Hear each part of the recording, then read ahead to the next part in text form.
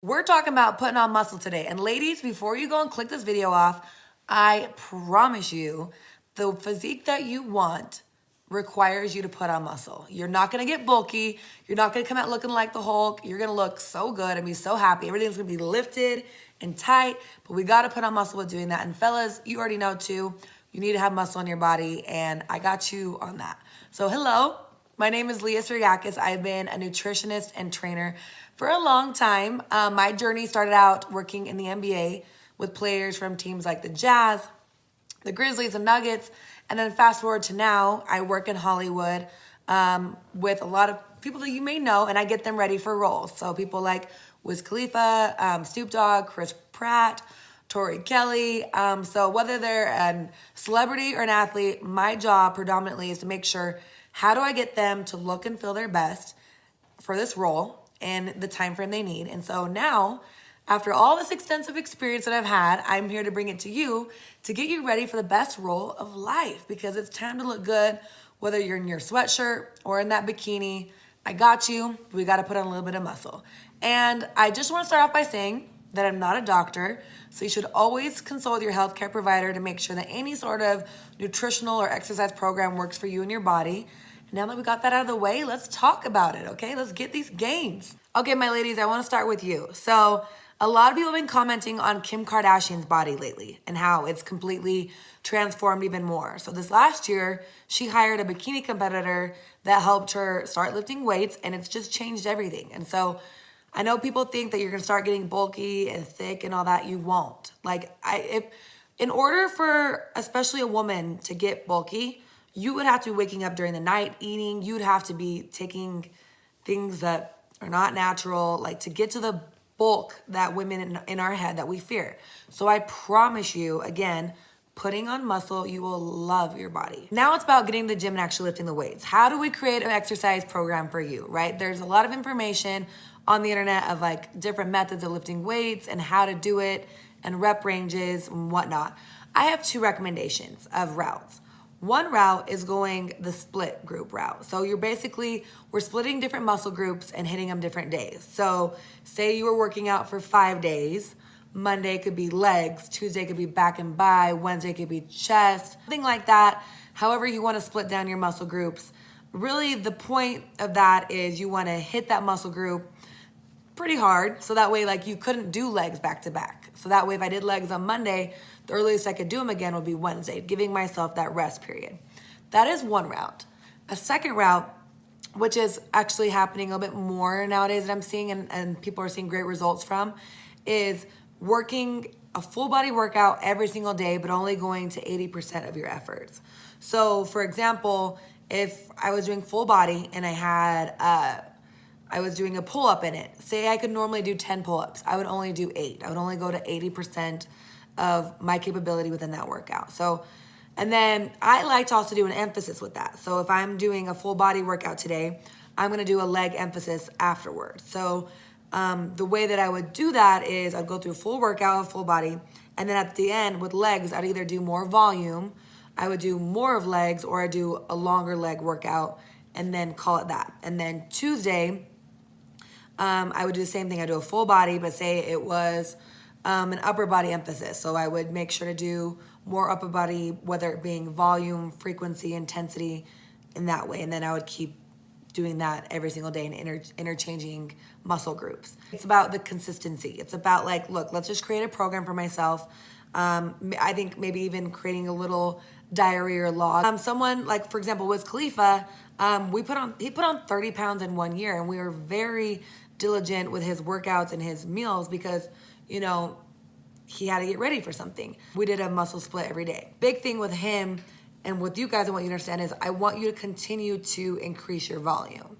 So if you can squat at 100 pounds this week for 6 to 7 reps or 6 to 8 reps, that's great.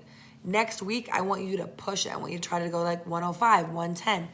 We want to constantly be putting your body under new stress to try to actually lift that volume, because you're going to develop better muscle tissue that way. Just go hard in the paint at it every time, and then you will start seeing results. Now, if you have an underdeveloped muscle group, for example, ladies, we like the booty. So if I personally like to train legs 3 times a week. If you're someone who, say you have you have big shoulders already and you don't need to add more shoulders onto you, so like only hit it once. So underdeveloped areas of your body, you can hit multiple times, where if you have ones that you feel like are overdeveloped, ease up on them. It's kind of I think a good rule of thumb. Now, cardio is a great question people ask when it comes down to putting on mass. So someone, for example, like Chris Pratt, who I've mentioned before, he was someone that we were trying to increase muscle with, but also had to reduce body fat. Boxing was a great tool for him to trim up. But again, I think for anybody, no matter what you're doing like a 30-minute low intensity cardio each day is great. Whether you're just walking on the treadmill, whether you're doing something on the elliptical. But if you're someone like Chris that has to actually cut down body fat, I recommend starting at 3 days a week of high intensity interval training, which would be doing sprints. So I recommend always doing 30 seconds all out, 30 second, maybe break, 30 second all out, 30 second break, and doing that for 30 minutes. So pairing that with your lifts, you're not only going to increase that muscle mass, but you start cutting down body fat too. Now it's to my favorite part, which is nutrition. So nutrition is everything. I'm not just saying that because I'm a nutritionist. You are what you eat, and your results are determined based on that. So even with building muscle, I still recommend that you eating a ketogenic diet and that you doing intermittent fasting. And I know people are going to come on here and argue and say, no, the Western diet is better with having more carbohydrates. There have been studies to show that being ketogenic while putting on muscle mass is that you've actually been able to put on more muscle and reducing body fat at the same time. The thing with carbohydrates is you can feel fuller, and even in your lifts, you can feel stronger. I will never devalue that, but I still recommend going the ketogenic route. So what that looks like is it's 75% fat, 20% protein, and 5% carbohydrates. You can formulate and calculate your macros that way. Now, it brings me to the question of protein, because we don't get enough protein in. I absolutely recommend supplementing a protein powder into your diet. I kind of recommend 0.7 grams. So if you do 0.7 grams of protein per pound that you weigh, you now know your number for your protein. So that's got to be your 20%. So then if that's your 20%, then to calculate your fat, we need to figure out what 75% is, and that will be fat. And then 5% of that number will be for your carbs. I just want to quote a study really quick from the Journal of the International Society of Sports Medicine, which gave me the confidence to really trust in the ketogenic route on this.